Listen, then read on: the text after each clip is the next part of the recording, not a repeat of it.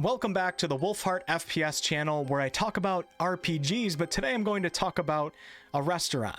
So thank you to a good friend of mine and moderator of the channel, Evil Demos. I am now aware of an upcoming Dungeons & Dragons themed restaurant. Let's check it out. Behold the immersive D&D inspired restaurant and amusement center planned for Lake Geneva. So Lake Geneva is located in Wisconsin, and as many of you guys are probably aware, this is the birthplace of Dungeons & Dragons, and we'll get more into that here in a few minutes. First, I wanted to show you guys this one particular article because they compiled all of the pictures into one place so we can see what we're getting into here. So as you guys can see right here, this is the entrance to the Griffin and the Gargoyle, and then we have another angle into the entrance. It appears we'll be crossing a bridge to get there to kind of get that excitement rolling when you're walking across the bridge. And then right here appears to be the main eating area in the tavern where you can get some drinks, a really nice looking area. And I should have said this before, but these are 3D renderings. The construction for the Griffin and the Gargoyle has not started yet, unfortunately. So this is all what they plan on doing with whatever 3D software that they were using. This room appears to be an axe throwing room, and I think the bar is right next to it. Believe it or not, there's a lot of places in the United States where you can drink and throw axes. And I think it's really cool, but I'm really surprised that there's not more articles on the internet and in the news of people accidentally sticking their friends with axes in the legs and the head and the arm.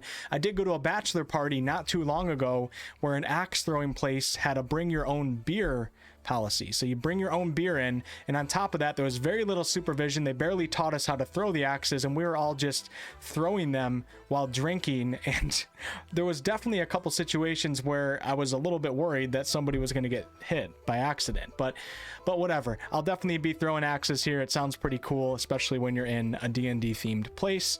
Right here appears to be, I don't know if it's part of the gift shop. It's giving off kind of a Harry Potter vibe a little bit. Maybe a little bit too much. I mean, this is D&D. It's not supposed to be Harry Potter, but it still looks cool. Right here is what appears to be a hallway area. I'm not sure if you'll hang out here while you wait to be seated, or if you can just hang out here and drink a few drinks.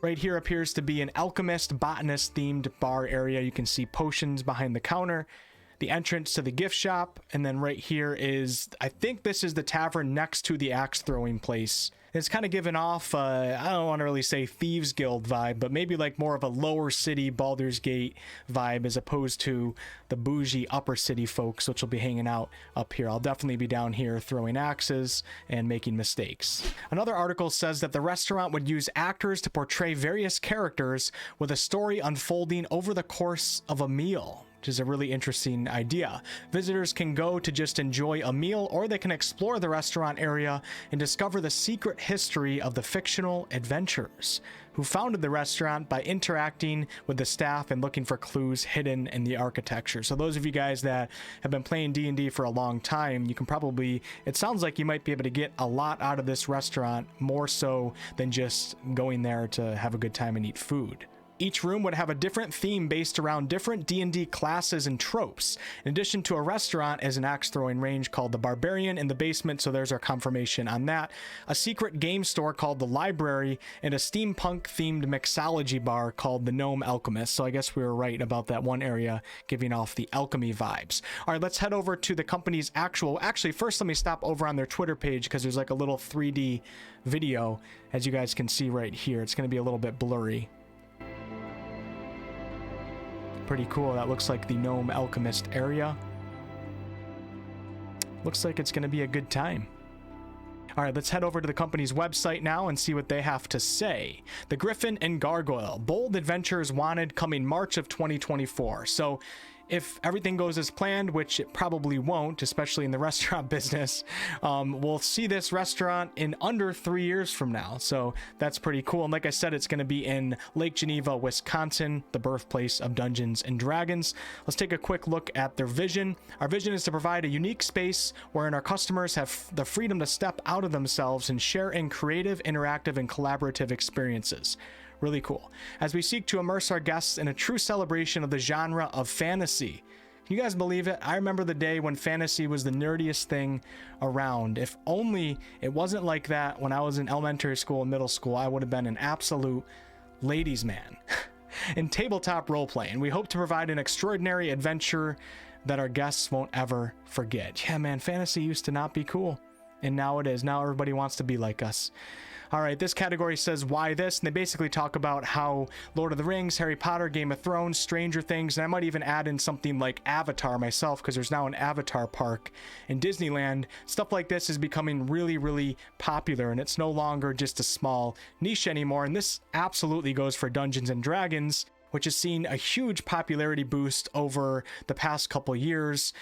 We owe this partly to companies like Critical Role, who are streaming these D&D adventures and now have animated series, and then games that are coming out, such as Baldur's Gate 3 with Larian Studios, and I'll even give a shout out to Solasta from Tactical Adventures, great company and a great indie game.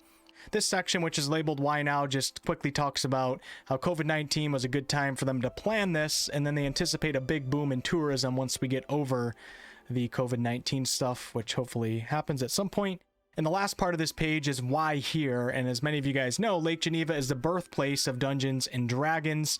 Apart from just a ton of D&D conventions taking place there, as you guys can see right here in this picture. It looks like I don't have it centered right now. I'm sorry about that. This is actually where Dungeons and Dragons was basically founded by Gary Gygax and Dave, I think his name is Arneson. I believe this is Gygax's house, and in the basement here is where they basically created Dungeons and Dragons and created the company behind it, which was not Wizards of the Coast. It was a different company. So yeah, Lake Geneva has a lot of significance, and it must have a decent tourism industry. I don't hear much about Wisconsin, to be honest with you, so I'm actually kind of curious about Wisconsin now. Maybe I'll have to go take a look at it. Back on the Griffin and Gargoyle website, which is griffinandgargoyle.com, if any of you guys want to check it out, we have a couple more pictures. This appears to be a higher view of the Griffin and Gargoyle Tavern, an inside look at the actual gift shop, the Gnome Alchemist. Up a narrow staircase lies the hidden gem, the Gnome Alchemist. As you make your way past countless inventions, machines, and gizmos, you find yourself in the conservatory.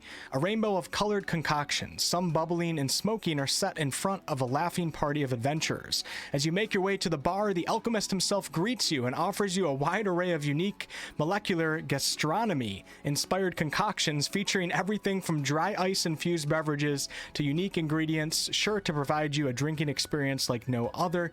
You never know what will happen as you enjoy this unique space and magical interactions between our colorful cast of characters and our patrons. Sit back and lose yourself. And one more thing I just wanted to quickly point out is that the gift shop called Curated Curiosities is planning on partnering with Etsy artisans to showcase heirloom quality relics created by the finest craftspeople across the plains.